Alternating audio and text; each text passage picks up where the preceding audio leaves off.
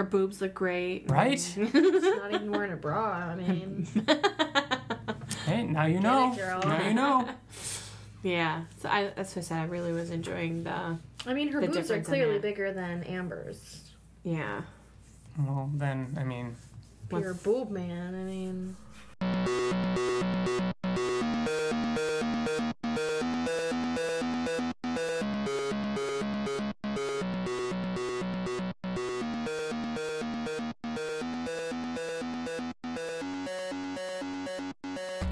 Hello and welcome to the Invincible podcast, probably the best superhero podcast in the universe.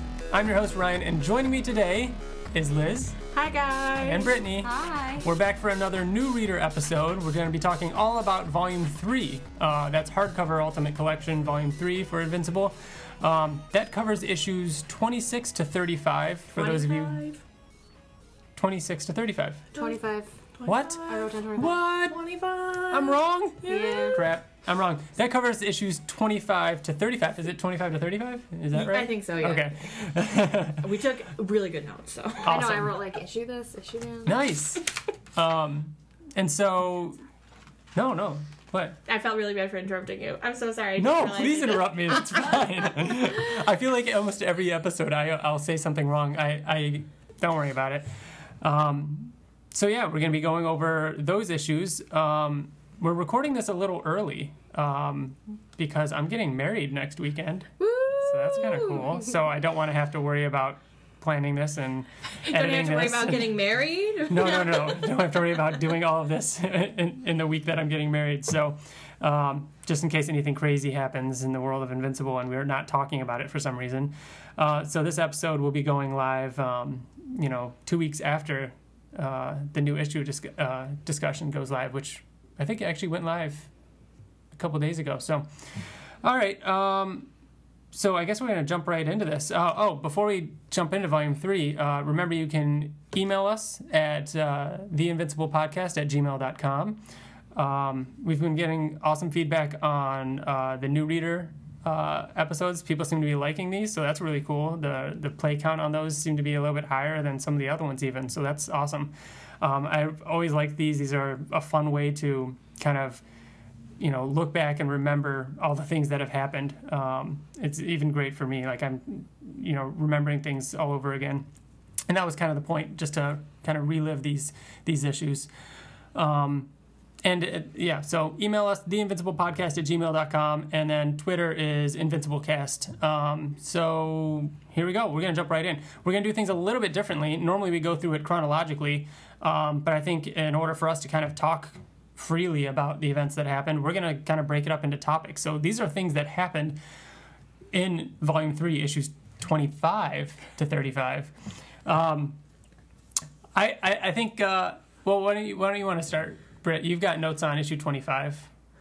Omni-Man is back. Yeah, yep. Holy crap. That's how I was actually I wasn't expecting it to be that soon, I know. so that was cool. I was at work and Brittany was reading it on break and I was on break and I was kind of like, I was done eating and I was just kind of like waiting because I knew she had started the issue and I'm like, come on, get to it. Like I was waiting for it to happen and she like turned the page, got to it, and like looked up with her mouth like Jaw dropped. dropped. No, there's a very similar situation to at my house. Is I was sitting on the couch reading it, and I was like, what's happening? So I was like, he's back. Mm-hmm. So yeah. So the science dog shows up at Mark's house on Earth, which very bizarre.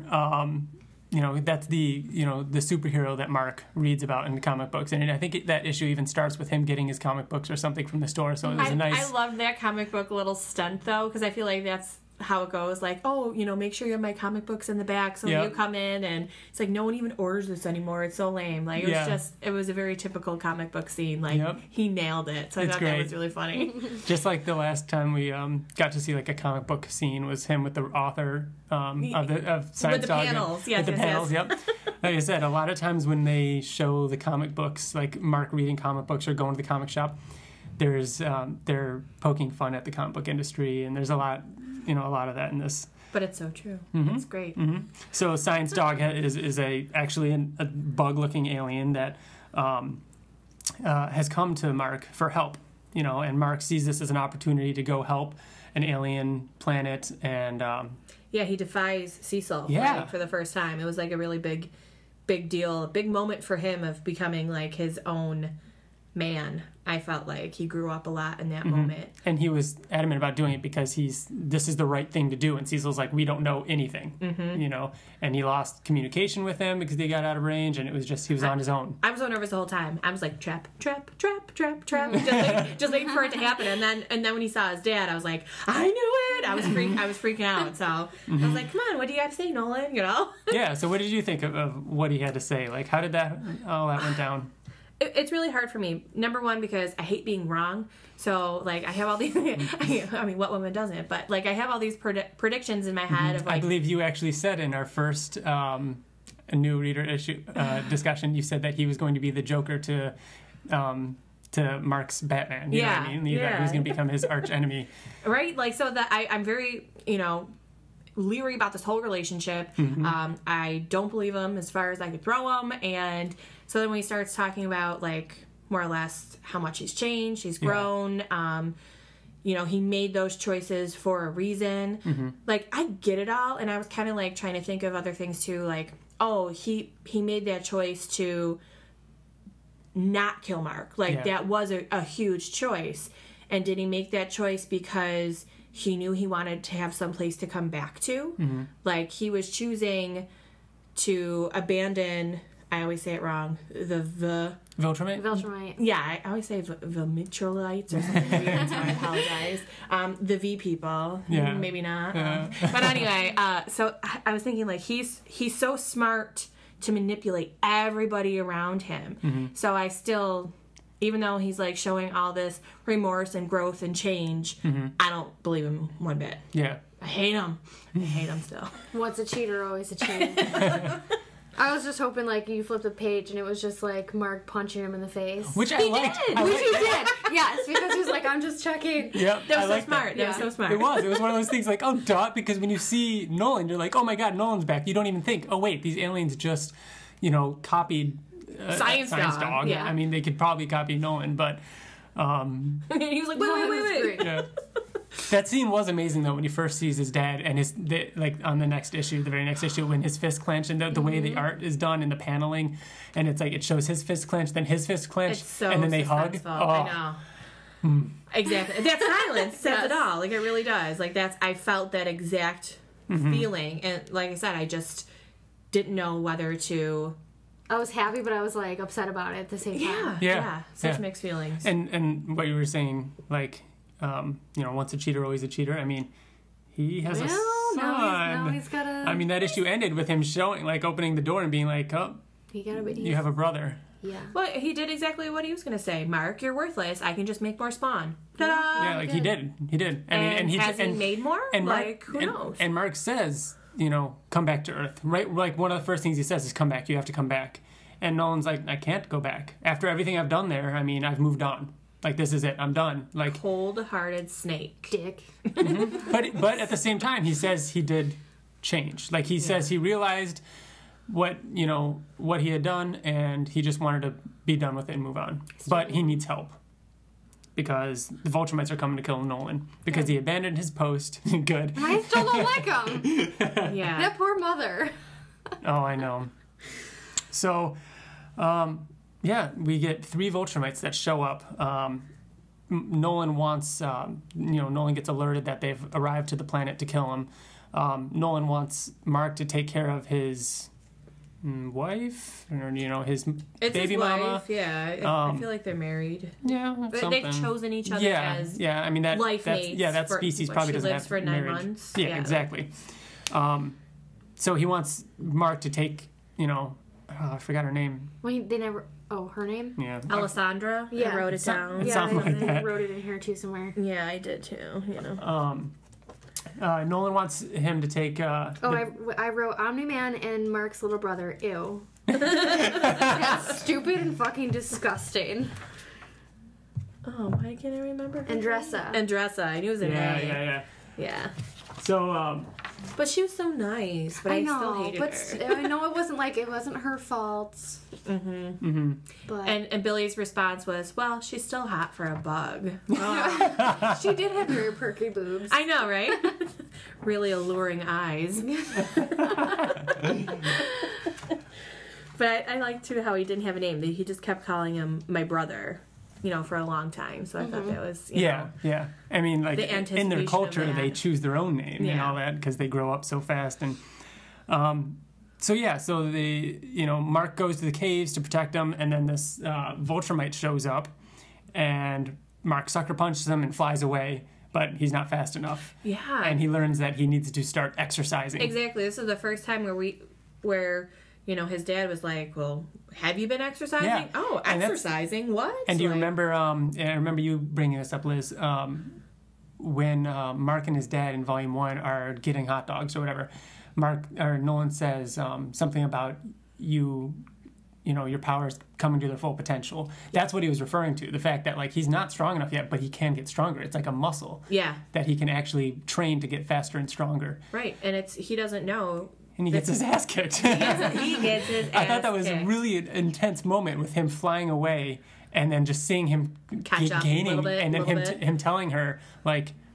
I'm going to die. Him saying pretty much, I'm sorry, this isn't going to work. Like, he's going to catch us. Get ready. Yeah. And then Nolan comes down and saves him. Brutal fight scene, though. I mean, well, first we see that the Viltrumites slaughtered tons of the alien race. Of that species. And Nolan is they're pissed. like all dead. Yeah. Uh-huh. And Nolan is pissed. I mean, is it because he found another home? He's going to start over and try and move on. Well, he was found like a place with these people. Wasn't he? Yeah. So. I think they did it just because they can do it. Oh yeah, they totally did it to mess with him because they know he's emotional. Ooh, weakness. Mm-hmm. Yeah, that's true. Well, yeah, and then I like the brutal scenes. It just again shows how strong they are and how capable they are. Because like, there's all this talk of it, and you rarely actually see it. I think the last time we saw it was the fight with Mark and Nolan. Mm-hmm. So then to see it again so much later, it's kind of like surprising again. Just the blood. Yeah. So, but they actually stand their own. They take him out. But that's when they take Nolan. They take him back, and then they're like, you are now ambassador of Earth. Like, to Mark. To Mark, you're in charge. They didn't give him a choice. Mm-hmm. But they said we'll be back in 100 years. 100 years. They say we'll be back in 100 years. You're in charge of Earth. By then, make sure it's ready to conquer. Yeah. I think that's a bold-faced lie. They're coming before that. Well, that's the thing. And even Cecil says after he gets back, we're like, we don't know if that's true. Yeah. You know what I mean? They could be back at any point. Yes. I think that's a big foreshadowing moment. They have to assume, like, we can't live on the edge of when they're going to show up. We have to move on. And, like, I think that's something like what Cecil said. And and they took Nolan. He said the last thing he says to Mark, they're taking him away. Read my books, right? So, yep. Yeah. So we find more about that in the final issue. But, you okay? Yeah, I finally burped. I want to hear it with your super mic. It was very I didn't quiet. hear it. No, I didn't hear it. I was really quiet about it. All right, then Mark stays on the planet a few more weeks, helping them rebuild. He feels... In his toga. Oh, yeah. He has a toga. Oh, yeah. He looked handsome, And then he takes a long trip back home, bringing his brother. His brother's mother is now visibly older, and it was kind of neat that you get to see the aging. You even get to see his brother starting to be a little bit older. He almost looks like he's one. You know what I mean? He's growing up pretty fast. I wrote Andressa. Boobs are saggy, LOL. Like, they were super perky, and, like, now they're really saggy. The true definition of age. So we've got Mark showing up at home and showing up at the house, and Debbie... Like, are you kidding me? Like, hey, guess what? Oh my God, I'd be so pissed. If my son came home with my husband's another love child and was like, hey mom, will you take care of my brother? Hell no. Fuck no. Yeah. I was like, when I was reading this, I'm like, Mark, what are you doing to your mom? Like, Yeah. you know, You're only- already not- an alcoholic. Right? Like, you're adding a child into that. Not only is it like, oh, by the way, I saw Dad, but there's also this. there's a purple baby. Yeah. And it's his. Yeah. It's like, oh. Like, yeah. One of the first things she asks is, did he say anything about me? Right. Like, there's oh all my that. gosh, she's so desperate.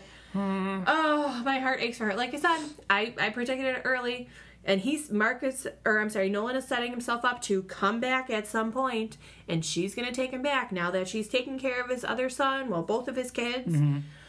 I'm very upset. Because I know it's happening.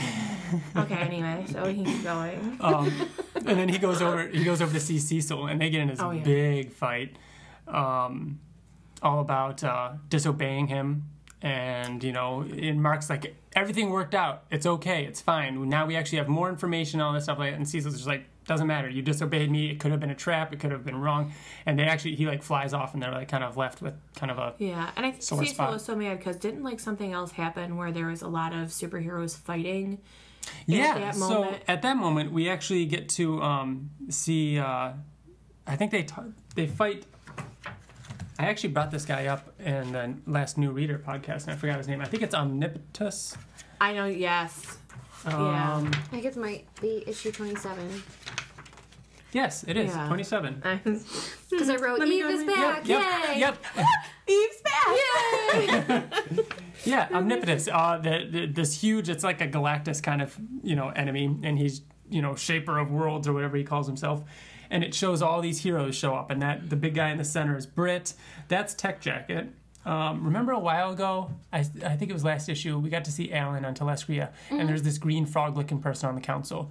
And they talked about a character. Yeah. I said Tech Jacket. Oh. That's him. Oh, okay. That both Britt and Tech Jacket and Capes, which is also some of these guys in the background, are spin-off comics that Kirkman had worked on before Invincible. So he kind of made them all into the same universe. We're actually going to be doing discussions, episodes of this podcast in which we're talking about those tie-in comics. So those will be fun that you guys can actually listen to, because you're not caught up. You can't listen to the New Reader ones, but so yeah. Yeah, I know. Billy started listening to it. I was like, Ah. But that's okay. I didn't hear anything. I just heard about peeing in the bathroom or something. Yeah, that's how it starts. Yeah. This mic picks up a lot. Apparently. It's definitely heard your burp. Really? No. No. I mean, not that I'm ever ashamed. But in that fight with Omnipotus, we get Black Samson coming back. He got his powers. Yeah, Like, he was the one in the coma. Suit? Yeah. he was badass, I Yeah, thought. Like, yep. I was surprised That's cool. how strong his powers And were.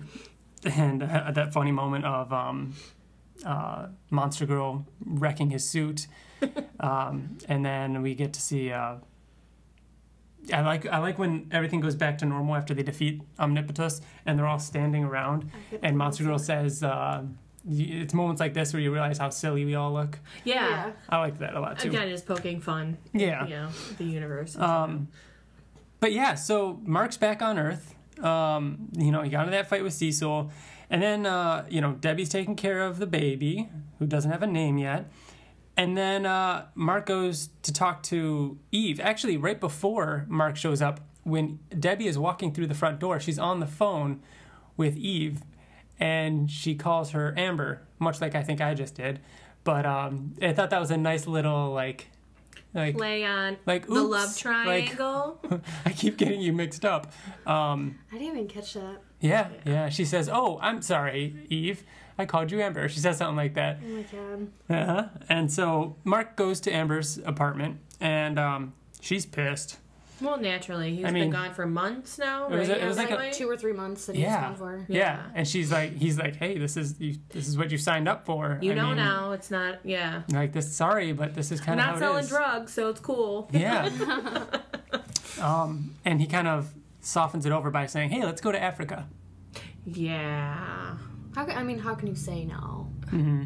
That's like by far my favorite issue cover. It was 27. Yes. Oh, With yeah. like Mark and Amber cuddling, and then Eve just like looking pissed. It's like, get it, girl. Yeah, I love it. Like right after they show up, Mark is gonna be fun. Yeah, Mark and Amber walking, and he's like, "Oh, this is gonna be fun!" Like rolling her eyes. Yeah, I thought that was great.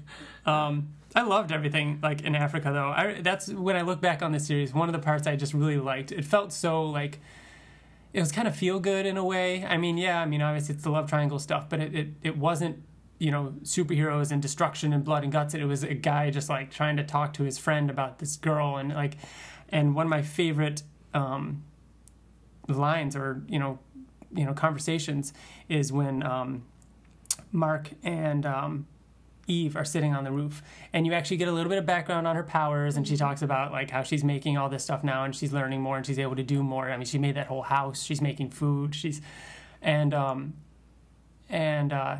Amber walks out of the house and Eve's like, look at her, she's one of them, she doesn't look up. And that's actually what we called the very first episode of this podcast, Looking Up, because that's like in the first issue of Invincible, Eve and Mark fly up, and nobody looks up because you don't think about that often, but people rarely do look up because they're normal people, they're not superheroes, even though Amber does eventually look up. But then you have to think too, does Amber look up because she now knows Mark's powers and Eve's powers, so isn't that kind of like it's to be expected? It took her a little too long to look up, if you ask me. Well, I liked that issue only because when you think of yourself, like, you get that question of if you had a superpower, what would it be? Like, if you can fly or whatever. But when you think of those things, you kind of put that in perspective, too. Like, I would save the world, or I would help the world in some shape or form. So it made me love Eve that much more. But, and I, like you said, too, it was just like two friends talking on the roof. Like Mark constantly battles like, she's my friend, I only think of her as my friend. And I really liked that they could talk about anything. And then they kind of have like the poop talk. Oh yeah.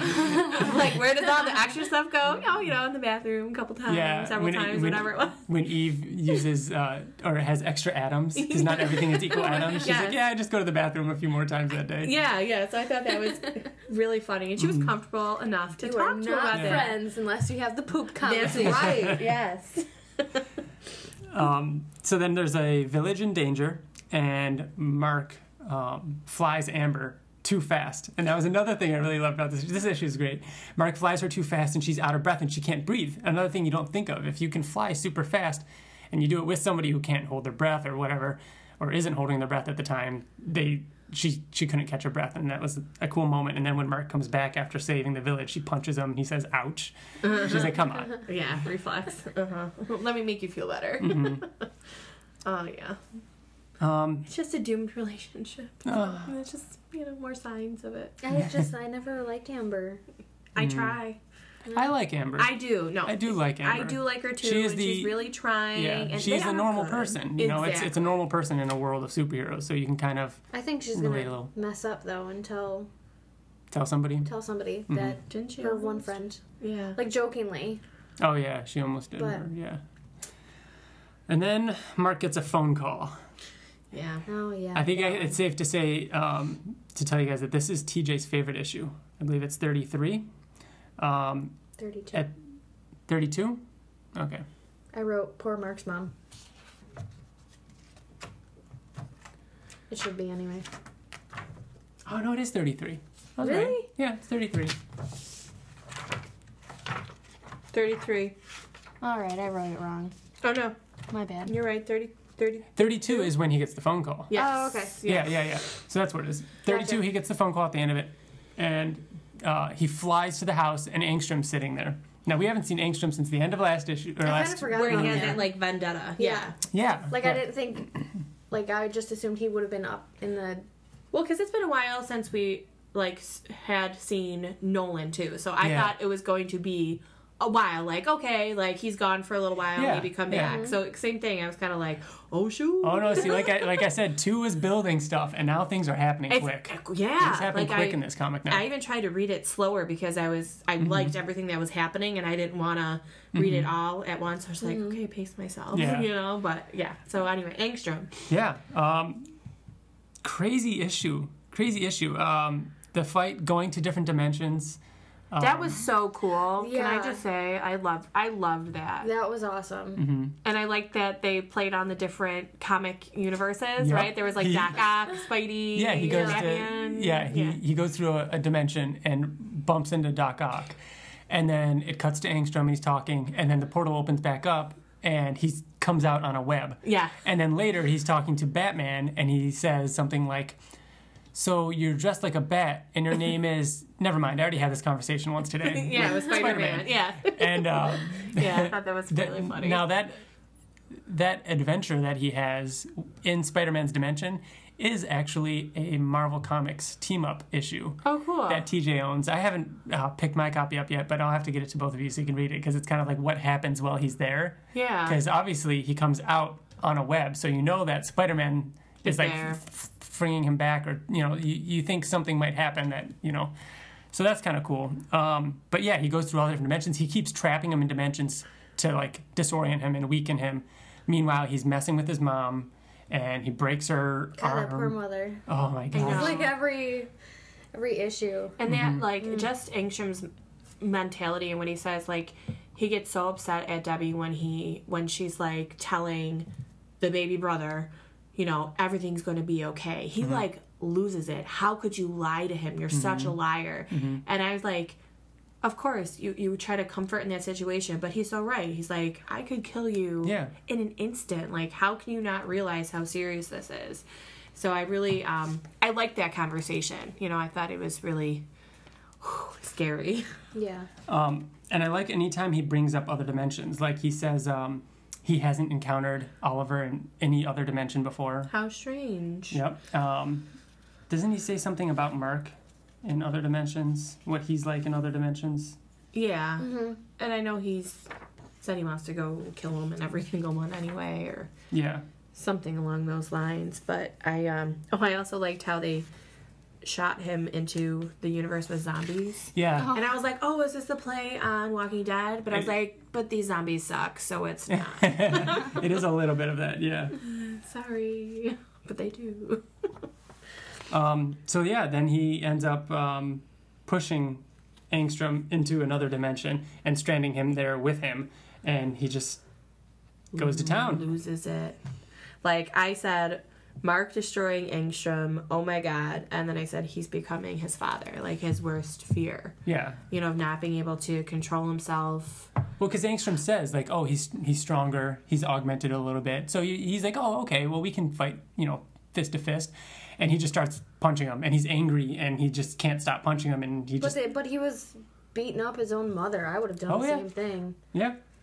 Yeah. I mean, this is something that Invincible, this comic, toys with. I mean, the tough decisions, the things like, is it too far? I mean, is he guilty for killing him? Should he have killed him? I mean, he did a terrible thing. I think everyone wanted him to do that. Yeah. Oh, yeah. He was acting out what you naturally want to do. Mm-hmm. But, like, he just realized, like, oh, my God, I killed him. Like, Yeah, because he's constantly holding back, and that's his emotion finally got the best of him. And I'm sure there was a lot of pent-up emotion, even with his dad, like, just coming out. Yeah. And it just... And then now he's trapped. Now he's Now trapped. how does he get home? Oh, my God, I was, like, frightened for him when he was trapped.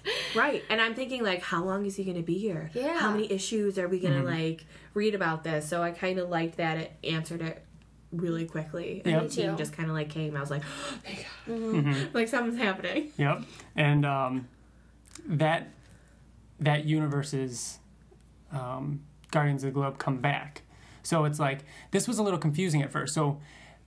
The way I took this was in the universe where Mark, goes away into that dimension. The future of that universe, he never comes back. Mm-hmm. So the Guardians go back in time, right here, or go back through dimensions and send him back. Because he has so much left to do. Yes.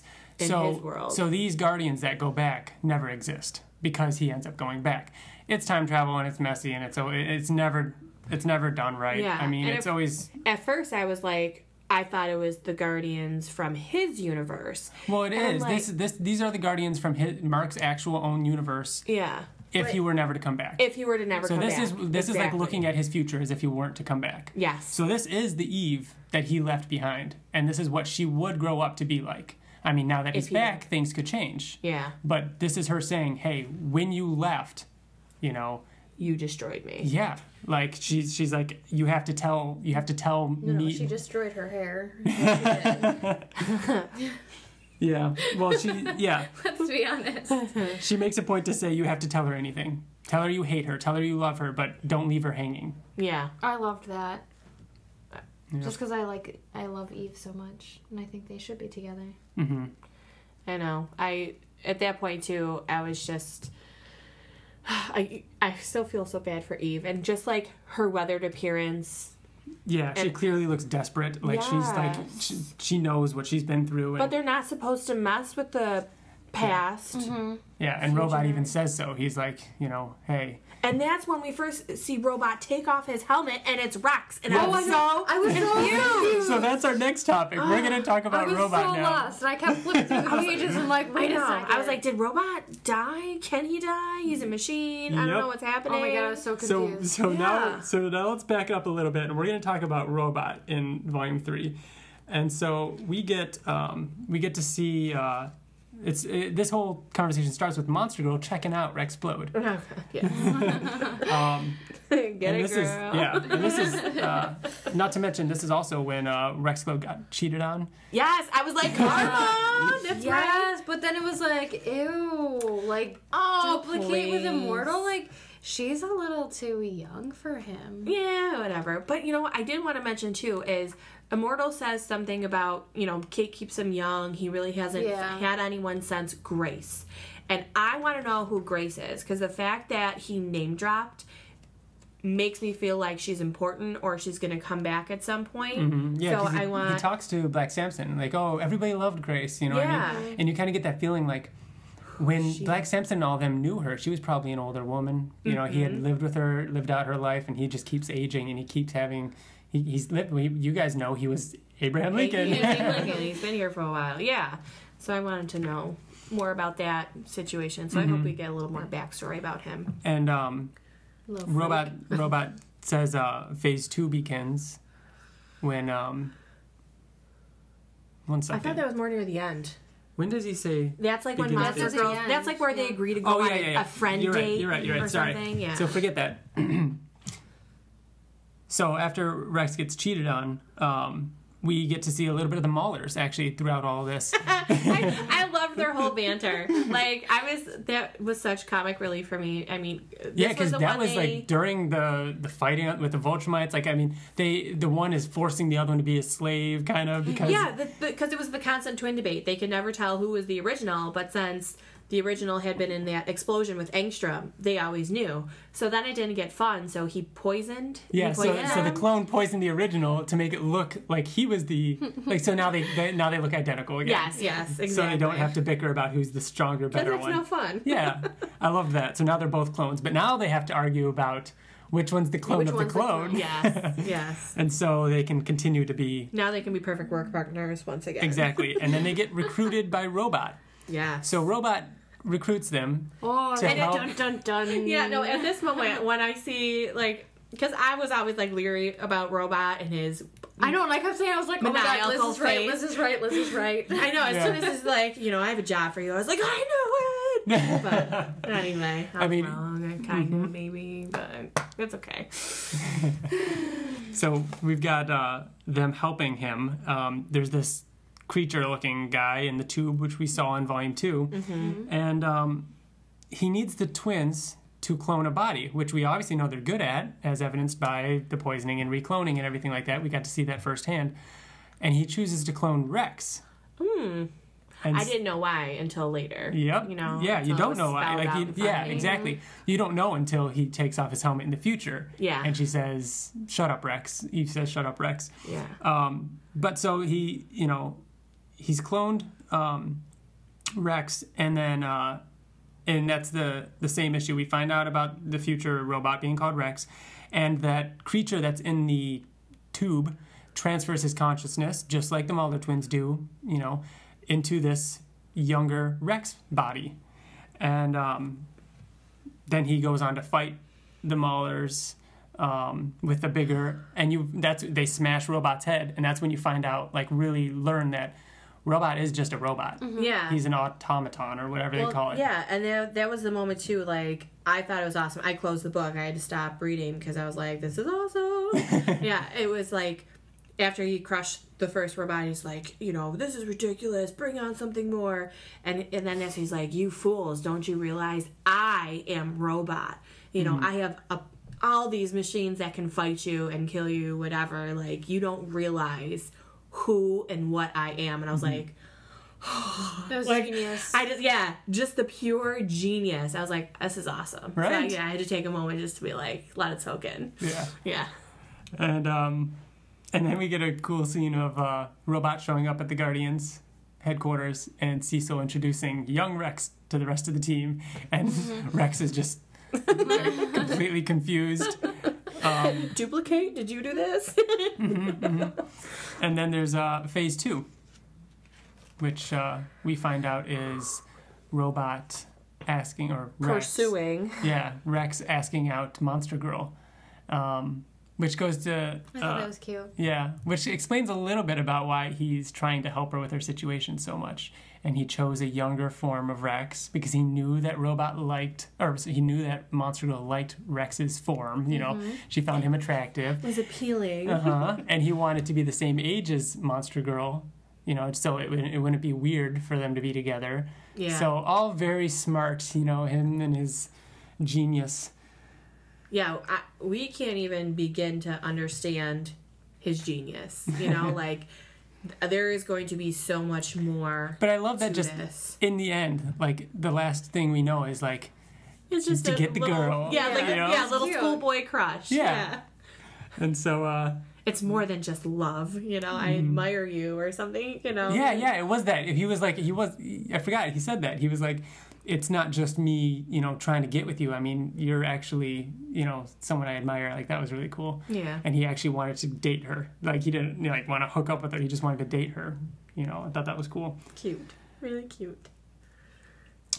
So, another little thing that we saw was Shapesmith. We got to see Russ Livingston again. Yeah. And he goes by the name Shapesmith now. He wants to take on or become a superhero. Or Reed of the Fantastic Four. What's that? He reminded me of Reed in Fantastic Four, like how stretching and stuff. Yeah, Yep.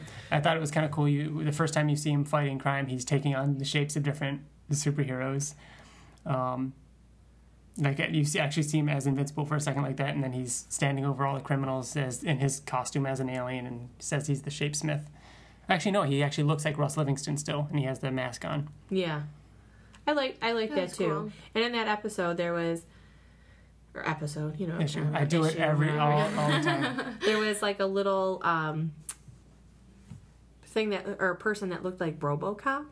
And I was like, oh, this is kind of cool, so I didn't know if they were, like, throwing that out there. But I think he was a bad guy that Shapesmith was fighting. Yep. And I was like, hey. But then I commented, too, like, what's going on with, I'm not going to say it, Guardians of the Globe? Yep. Yes. Okay. So I wondered if he was going to be joining them. If that was his final ambition to be, like, a part of them. Yeah. Or if they're going to recruit him. So that's kind of like, I was thinking about that. Cool. Yeah. I'm trying to see if there was anything else, like... Yeah, we're going to actually talk about the final issue in a second. So this was actually a pretty quick episode, I think, of the podcast. But anything before we talk about the final issue and wrap up things? Is there anything that we didn't talk about? Well, I liked how towards the end, I wrote issue 33, that Mark was kind of opening up to Art. I love that conversation. Yeah. Like, I mean, who else does he have to talk to about that stuff? I love that. That's because, like, Art was there when... He's everything like the went catch-all down for everything. And he was there for Mark's mom, and I just thought, like, he's just kind of like is he the married? Father figure. Is he married? No, I don't think so. I don't think so. Yeah, I really like him. He's just like that. He's a buddy. Yeah, just someone to talk to because, like, he knows all of the superheroes, considering he makes their costumes, but. Yeah, he's trustworthy. Yeah. I just thought it was like I felt bad, and it was great to see like this wasn't that we weren't going to keep, beating around the bush. I mean, Mark like says it. He's like, I like Eve and I like Amber. Oh, and then I don't know what to do. And after that he goes, what did he say? Something about something like we've got to watch my blood pressure in these situations. Oh, yeah. He's like, there's two girls, and Art's like, oh, hold on. That was funny. Oh, he's so cute, Art. Oh my gosh. Yeah, but I even like that conversation too, just like him deciding. And it was a very rational way to like think about it. Yes. And I like that. And he decides to stay with Amber. With Amber. And I feel like, and this is after now, future Eve talks to him. Yeah. So he has that playing with his head too. Now he's got to tell Eve. So that's what I'm like. Do you think he's going to? I hope in a so. way. You know how I think he's going to be like, just so you know, I'm with Amber, I really, really like her. Even though he already had this conversation with her, more or less, on the roof. Yeah. But maybe he'll lay it out a little bit more. But I still feel like things with Amber are going to run its course because she doesn't understand him, all of him. It's always going to be that unknown aspect. Which is what Eve was talking about on the roof. Yes, exactly. And I do think that's going to be the final thing that comes between them. Not like cheating or this and that. It's just the differences. Yeah. And that's living in different life. worlds. Exactly. Yeah. And he really doesn't know the difference between the two yet. Yeah. He's still figuring it out. He's still young. So I think he made a good choice right now. Yeah. And that's what he feels good about. So cool. And then in issue 35, he talks to Art. He also talks to Art about his dad's books. Oh yeah, I forgot about that. I just read that today. Yeah, so Nolan says to, read my books. That's the last thing he says to him. And then you get like this kind of weird thing. What did you think of that? You turn the page and there's like a wall of words. Like it was actual text. It was Am I supposed to read them? Right? I know. Did I go too far? So Mark gets the realization that, this isn't just stories of him as a Viltrumite traveling to different planets and fighting things. The things he's fighting are things that can hurt Viltrumites, and he's teaching Mark how to fight back. Yeah, that they weren't moment. bestsellers. You only wrote travel, but I thought it was like that hidden little thing. I was like, oh, how convenient that Art has them now. Yeah, he was friends. I mean, exactly. he was friends with Nolan, I know. And that's why he kept them, because he always thought they were fun. But like this was Mark realizing like their true meaning. Yeah, I mean, the first blurb that he read really didn't give like too much information. Then the next book that he read had those creatures. Yeah, the first one was about a guy with a gun. Yeah. Space racer, exactly. And his super powerful gun. And then the next one... Ray, whatever. But then the next one is when Mark had that, like, look on his face of, he's telling me how to beat them. Yeah. So I think for Mark, that was just, like, the culmination of, my dad actually is still my dad. Mm-hmm. He's not completely... he's actually has that faith in him again. Mm-hmm. And... there's those creatures. The planet that they live on has like super gravity or something, super strong gravity. Oh yeah. Yeah. So the creature's legs are super strong, so they can jump up and like bite them out of the air or something crazy. So I'm like thinking, is Mark gonna go and capture these beasts and release them? Like, so I'm really interested to see, how that kind of plays out, or if it does at all. Yeah. What do you, I mean, now that we're in the last issue of the volume, I mean, what do you think is next for Nolan and that whole? I mean, they take him away. What they say they're taking him away to be executed. Well, I'm thinking because Mark is such a good guy and wants to save everybody, he's gonna look into these books and he just might go save his dad. Mm-hmm. Put a search party out to go get him. Yeah, I feel like he's going to try to manipulate them in some way. Like, I think he wants to go try to save his dad. But you mean like he might go to the Viltrumites and talk to them first? Yes. Yeah, like go talk to them, or they're going to come to the planet and he, like, strikes up some sort of negotiation. Mm-hmm. Like, if you release him, you can have the planet. But then they fight back. Or, you know what I mean? Something like that.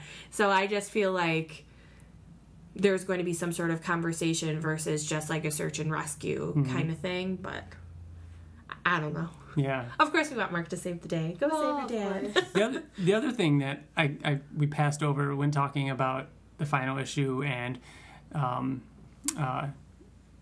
in reference to all the girl stuff that Invincible's going through, is we get this scene with Amber in the library, and there's this guy kind of hitting on her. Checking out her butt, don't lie. That was like my favorite little like him just kind of panel. Just like the head tilt. Tilting his head, watching her leave. Yeah. He gives her his phone number.